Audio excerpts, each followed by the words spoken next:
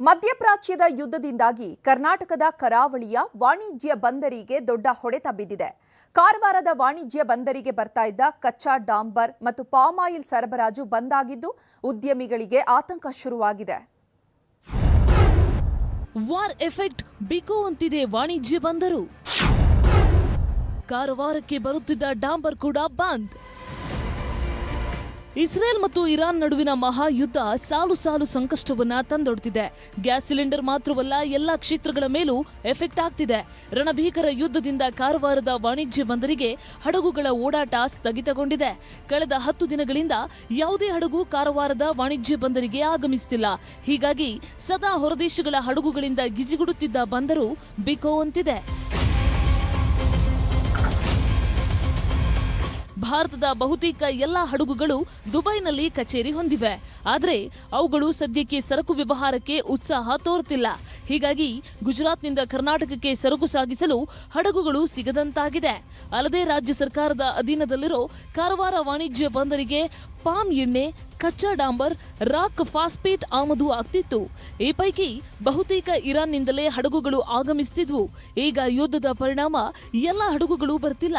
ಇದರಿಂದ ಆರ್ಥಿಕ ನಷ್ಟದ ಆತಂಕ ಶುರುವಾಗಿದೆ. ಯುದ್ಧ ಮುಂದುವರಿದರೆ ಮತ್ತಷ್ಟು ನಷ್ಟ ಆಗುವುದು ಪಕ್ಕಾ ಅಂತ ಉದ್ಯಮಿಗಳು ಕಳವಳ ವ್ಯಕ್ತಪಡಿಸಿದ್ದಾರೆ. ನಾರ್ಮಲ್ ನಮಗೆ 7 ರಿಂದ 8 ಶಿಪ್ ಇದು ಬಿಟುಮಿನ್ ಬರ್ತಿತ್ತು. ಸದ್ಯ ಈ ತಿಂಗಳಲ್ಲಿ ಒಂದೇ ಬಂದು ಹೋಗಿದೆ. ಲಾಸ್ಟ್ ಮಂತ್ ನಮ್ದು 4 ಶಿಪ್ ಬಂದು ಹೋಗಿದೆ. ಇದರಿಂದ ನಮಗೆ ರೆವಿನ್ಯೂ ಸುಮಾರು 70 ರಿಂದ 80 ಲಕ್ಷ ತಿಂಗಳಲ್ಲಿ ಲಾಸ್ ಆಗ್ತಾ ಇದೆ. ಇರಾನ್ ಅಂದರೆ ಮಿಡಲ್ ಈಸ್ಟಿಂದ ನಮಗೆ ಬಿಟುಮಿನ್ ಅಂದರೆ ಡಾಂಬರ್ ಬರ್ತಿತ್ತು. ಅದು ಅಂದರೆ ಮೊನ್ನೆ 1 ತಾರೀಕು ಬಂದು ಅದು 3ನೇ ತಾರೀಕು ಹೋಗಿದೆ. ನಂತರ ಯಾವುದೇ ಶಿಪ್ ನಮಗೆ ಡಿಕ್ಲೇರ್ ಆಗಲಿಲ್ಲ. ಪ್ರತಿ ತಿಂಗಳು ಮಧ್ಯಪ್ರಾಚ್ಯ ದೇಶಗಳಿಂದ ಸಾವಿರಾರು ಟನ್ ಕಚ್ಚಾ ಡಾಂಬರ್ ಕಾರವಾರದ ಬಂದರಿಗೆ ಹಡಗುಗಳ ಮೂಲಕ ಬರುತ್ತಿತ್ತು. ಆದರೆ 10 ದಿನಗಳಿಂದ ಒಂದು ಹಡಗು ಬಂದರಿಗೆ ಆಗಮಿಸಿಲ್ಲ. ಹೀಗಾಗಿ ಕಚ್ಚಾ ಡಾಂಬರ್ ಸಾಗಿಸುತ್ತಿದ್ದ ಅದೆಷ್ಟೋ ಡಾಂಬರ್ ಟ್ಯಾಂಕರ್ ಖಾಲಿ ನಿಂತಿವೆ. ಕೆಲಸ ಇಲ್ಲದೆ ಕಾರ್ಮಿಕರು ಪರದಾಡ್ತಿದ್ದಾರೆ. ಡಾಂಬರ್ ಕಂಪನಿಗಳ ಮಾಲೀಕರಿಗೂ ನಷ್ಟದ ಭೀತಿ ಶುರುವಾಗಿದೆ. ಈ ಕಳೆದ 2 ವಾರಗಳಿಂದ ಕಾರವಾರ ಪೋರ್ಟ್ಗಳಿಗೆ ಒಂದೇ ಒಂದು ಶಿಪ್ ಕೂಡ ಬಂದಿಲ್ಲ. ಅದಾದ್ರಿಂದ ನಮ್ಮ ಕಂಪನಿಗಳಲ್ಲಾಗಿರಲಿ, ಸುತ್ತಮುತ್ತಲಿನ ಕಂಪನಿಗಳಲ್ಲಾಗಿರಲಿ, ಕೆಲಸ ಮಾಡುತ್ತಿರುವಂತಹ ಕಾರ್ಮಿಕರಾಗಿರಲಿ, ಮ್ಯಾನೇಜರ್ಗಳಾಗಿರಲಿ, ಇಂಜಿನಿಯರ್ಗಳಾಗಿರಲಿ, ಸೂಪರ್ವೈಸರ್ಗಳಾಗಿರಲಿ ಸ್ವಲ್ಪ ಗೊಂದಲಮಯವಾಗಿದ್ದಾರೆ. ಯಾಕಂದ್ರೆ ನಾವೆಲ್ಲರೂ ಇದರ ಮುಖಾಂತರನೇ ಹೊಟ್ಟೆಪಾಡನ್ನು ನಡೆಸ್ಕೊಳ್ತಾ ಇರೋರು. ಬಟ್ ಈಗ ಯಾವುದೇ ರೀತಿಯ ಕಾರ್ಗೋ ನಮ್ಮ ಟರ್ಮಿನಲ್ಗಳಲ್ಲಿ ಇಲ್ಲ. ಆದ್ರಿಂದ ನಮಗೂ ಈ ತಿಂಗಳಿನ ವೇತನ ಯಾವ ರೀತಿ ಬರ್ತಾರೆ, ಕಂಪನಿಗಳು ಯಾವ ರೀತಿ ವೇತನ ಕೊಡ್ತಾರೆ ಅನ್ನೋದು ಸ್ವಲ್ಪ ಗೊಂದಲಮಯವಾಗಿದೆ.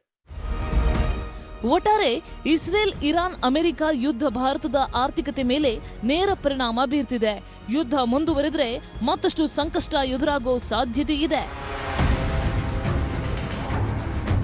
ದರ್ಶನ್ ನಾಯ್ಕ್, ನ್ಯೂಸ್ 18, ಕಾರವಾರ.